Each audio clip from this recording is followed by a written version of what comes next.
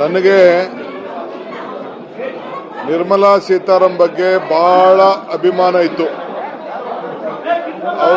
ಅವರು ಕರ್ನಾಟಕಕ್ಕೆ ರಕ್ಷಣೆ ಮಾಡ್ತಾರೆ, ಹಣ ಕೊಡ್ತಾರೆ, ಅನೇಕ ಯೋಜನೆಗಳಿಗೆ ಯಾವ್ದಾದ್ರು ಪೆಂಡಿಂಗ್ ಇತ್ತು ಅದಕ್ಕೆಲ್ಲ ಕೊಡ್ತಾರೆ ಅಂತೇಳಿ ಇತ್ತು.